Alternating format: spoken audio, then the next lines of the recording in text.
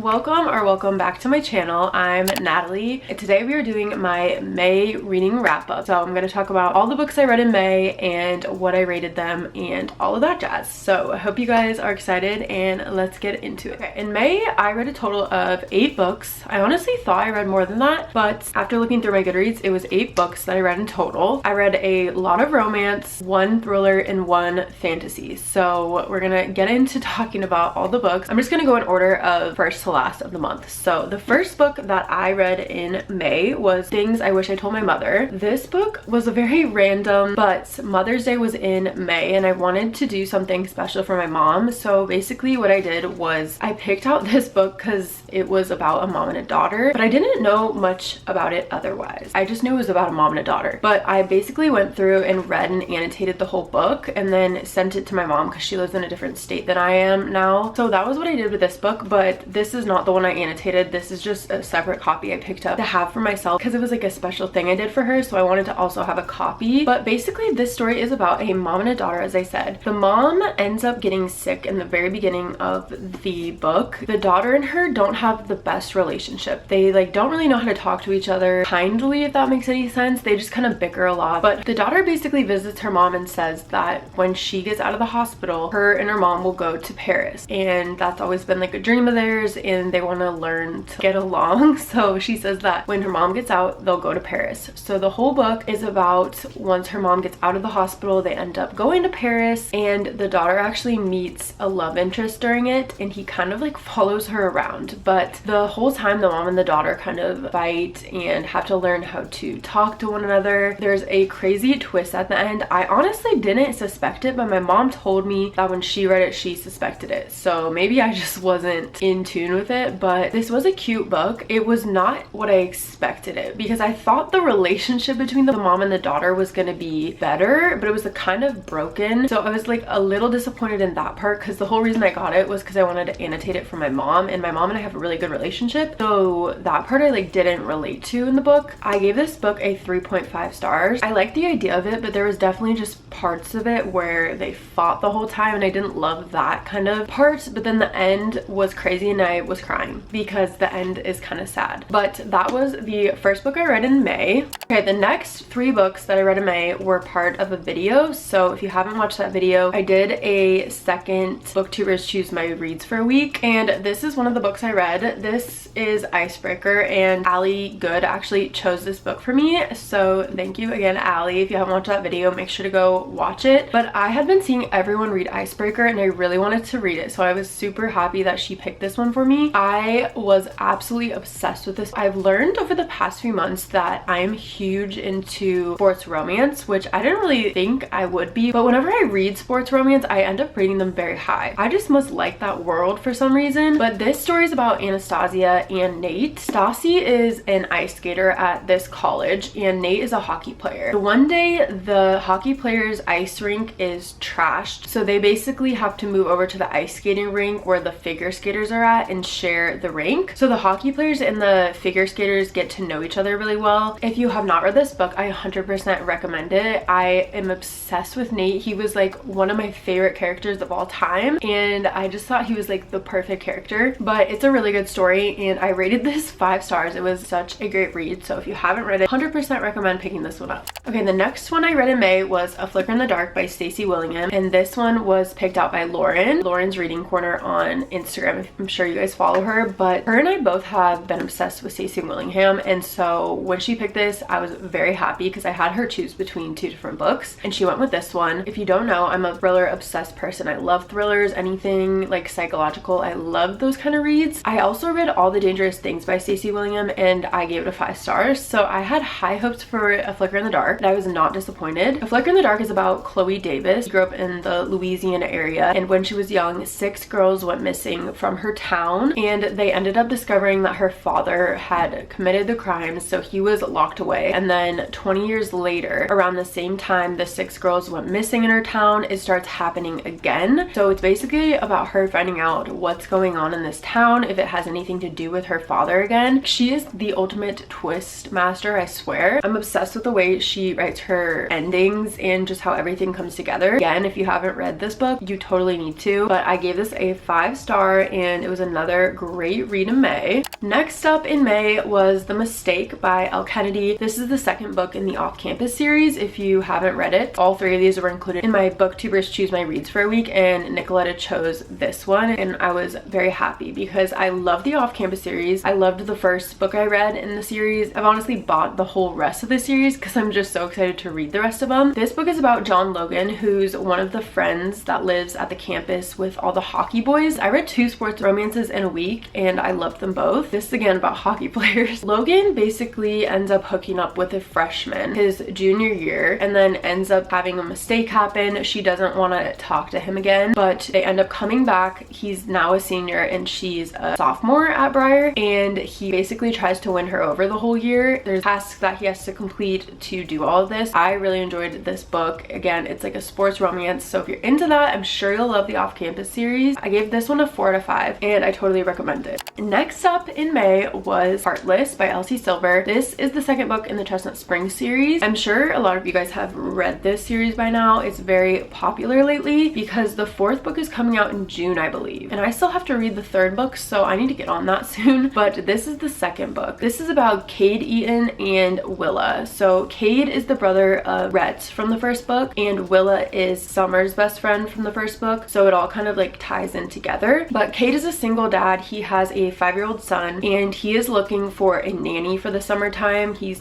working long hours and needs someone to take care of his son because the mom is like not existent really in their life. So Willa ends up taking the position. I just love the small town vibes of it, the whole country vibes in Canada. It's such a good setting. As you can probably guess, Cade and Willa end up falling in love with each other and there's a lot that happens in between. But if you haven't read the Chestnut Springs series, I recommend this book so much. I'm not a country kind of girl, but this setting just does it for me, and I love the characters. I love the storylines in this series, so if you haven't read it, I totally recommend it, and I'm very excited to read Powerless, which is the 3rd book. This one was so good. I gave this a 4 out of 5. My next book I read in May was When in Rome by Sarah Adams. Practice Makes Perfect came out recently, and that's the second book to When in Rome, and I did not realize that in one of my hauls I was doing, but I figured it out and decided I obviously had to read When in Rome first, so I read this one in May. This book's about Amelia Rose, also known as Ray Rose. She's a pop star. She's a huge Audrey Hepburn fan and ends up watching her film Roman Holiday and decides she kind of needs to get away from her crazy pop star life. And in the movie Roman Holiday, she goes to Rome, but she can't do that because she has to go on tour soon. So she basically drives to the first place called Rome, and it's Rome, Kentucky. Her car ends up stalling in front of a house, and that home happens to be the house of Noah Walker. So he ends up finding her. She's like really nervous at first. She doesn't want to talk to him, but she ends up letting him help her. They find out her car is going to take like 2 weeks to get repaired. So he says eventually that she can stay with him for those 2 weeks. She doesn't want to, obviously. She wants to just go to like a bed and breakfast, but she ends up staying with him, and he obviously finds out that she's Ray Rose. Everyone in the town starts to find out that she's staying there with him, but they start to form a relationship, and she really likes him because he doesn't treat her like a pop star. He really like doesn't care about that stuff at all. And his sisters end up coming back home. She meets his family. She like falls in love with his sisters. They have such a great bond, and he just shows her all the small town experiences. She really falls in love with the town and then ends up falling in love with him. But there's like some twist at the end that I'll let you guys find out about if you haven't read this book. I enjoyed this book, but it wasn't my favorite. I rated it a 3.5 stars. It was a cute book, again, just not my favorite, but I'm excited to read Practice Makes Perfect, which is the second one, so we'll see if I like that one better. But still a cute read, a good summer read if you're looking for one. So this was my 6th read in May. The second to last read I read in May was Imogen, obviously, and there was a girl that commented recently on one of my videos that she knew the author and the author used her name for one of the characters like briefly in the book, which was so cool. But Imogen obviously is a queer like LGBTQ+ read. I love those reads because I am part of the queer community, if you didn't know. But This book is based on Imogen Scott. She is like a queer alliance. She's a senior in high school, and one of her best friends, Lily, is a college freshman at a school that's like 30 minutes away. Imogen is actually planning to go to this school the next year, but she ends up visiting Lily and meets all of her friends, and Lily has found like her little queer group at her college. She's super happy, gets to be herself. It's like really awesome. But Imogen ends up meeting one of Lily's friends named Tessa, and Tessa is like a tomboy lesbian girl. She kind of starts to have like these thoughts about her. In her head, she doesn't think it's anything. She just thinks she's being weird or that these feelings aren't real. They end up texting the whole week. When Imogen is back home, she develops feelings for Tessa. She comes back to the college the next weekend for a party, and they all go out together. You'll have to read what happens, but it's a really great YA queer story. I enjoyed it so much. Also, the cover is stunning. I loved the cover, just looking at it every day. This book is so good. There's a lot of inclusivity about it and finding yourself and doubting yourself, basically. It's a really great queer read, and it just makes me so happy that younger adults have this kind of stuff to read nowadays, because I would have loved this when I was growing up and trying to figure myself out. Nonetheless, I loved this. I gave it a 4 to 5 stars, but I definitely recommend it if you haven't read it. And last but not least, my biggest read in May was A Court of Mist and Fury. This is the second book in the Akatar series. If you didn't know, I'm sure you knew, but I decided to read this. It was a part of another video. If you haven't, you should go watch that. But I decided to pick this one up. I read A Court of Thorns and Roses for the first time, I want to say like last month or the month before, I don't remember, but it was so good. I rated it 5 stars, but everyone told me that this one was even better, and they did not lie. I read this in like 2.5 days, which is pretty good for me for like a over 600-page book, but I flew through it. I don't want to say too much about it because if you haven't read this, or if you're like looking to read the Akatar series, I don't want to give any spoilers away. When people say that they don't like Tamlin and Rhysand becomes their favorite, I totally understand why after this book. This book definitely leaves you on a cliffhanger. I want to go into the 3rd book so bad because I need to know what happens after this, but there is just a lot of crazy stuff that goes on in this story. A lot of things you find out, and it's very exciting. So if you haven't read this or haven't started this series, I totally recommend it. This is the only fantasy series I've ever read so far, and I think it's a great one to start with if you haven't read any fantasy. I gave this a 5 out of 5. It's so good, and we love Rhysand. Those were the 8 books I ended up reading in May. I had a lot of great reads. I had a lot of 5 stars in there actually, which is very exciting. But I'm very excited because it's finally summertime. It's so nice out lately, and I'm excited to get into more summer beach reads, that kind of stuff. So there's a lot more reading to come, but I hope you guys enjoyed this little wrap up. Let me know in the comments if you've read any of the books I showed and what you rated them. I love you so much. Thank you for watching, and I'll see you in my next video.